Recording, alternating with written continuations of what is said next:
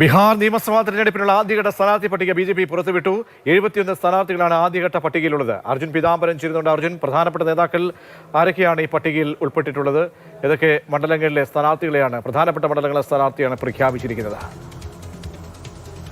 പ്രതീഷ്, ഏറ്റവും പ്രധാനമായിട്ട് ബി.ജെ.പിയുടെ നിലവിലെ 2 ഉപമുഖ്യമന്ത്രിമാരും വിജയ്കുമാർ സിൻഹ അതുപോലെ തന്നെ സാമ്രാട്ട് ചൌധരി രണ്ടുപേരും ആദ്യഘട്ട സ്ഥാനാർത്ഥി പട്ടികയിൽ തന്നെ ഇടം പിടിച്ചിട്ടുണ്ട്. സാമ്രാട്ട് ചൌധരി അദ്ദേഹം താരാപൂർ മണ്ഡലത്തിൽ നിന്നാണ് മത്സരിക്കുന്നത്. അതുപോലെ വിജയ്കുമാർ സിൻഹ അദ്ദേഹം ലക്കിസറായ് മണ്ഡലത്തിൽ നിന്നാണ് മത്സരിക്കുന്നത്.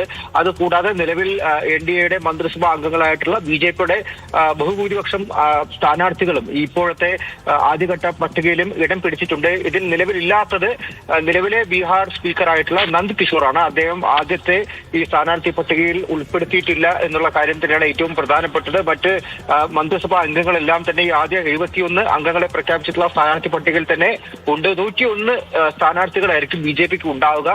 മറ്റ് സ്ഥാനാർത്ഥികളെ എന്തായാലും രണ്ടാമത്തെ പട്ടികയിൽ പ്രഖ്യാപിക്കും എന്നുള്ള കാര്യം തന്നെയാണ് ഇതിനോടകം വ്യക്തമാക്കിയിരിക്കുന്നത്. നിലവിൽ രമാ നിഷാദ് അതുപോലെ തന്നെ മറ്റ് മന്ത്രിസഭാ അംഗങ്ങളായിട്ടുള്ള അരുണാദേവി, ശ്രേയസി സിംഗ് തുടങ്ങിയിട്ടുള്ള വനിതാ നേതാക്കളെല്ലാം തന്നെ ആദ്യഘട്ട സ്ഥാനാർത്ഥി പട്ടികയിൽ നിലവിൽ ഇടം പിടിച്ചിട്ടുമുണ്ട്. അല്പനേരം മുൻപാണ് ബി.ജെ.പിയുടെ ആദ്യത്തെ സ്ഥാനാർത്ഥി പട്ടിക പ്രഖ്യാപിച്ചത്. അടുത്ത ഒരാഴ്ചക്കകം തന്നെ രണ്ടാം ഘട്ട സ്ഥാനാർത്ഥി പട്ടികയും ഉണ്ടാകുമെന്നുള്ള കാര്യം തന്നെയാണ് ബി.ജെ.പി വൃത്തങ്ങൾ സൂചിപ്പിക്കുന്നത്.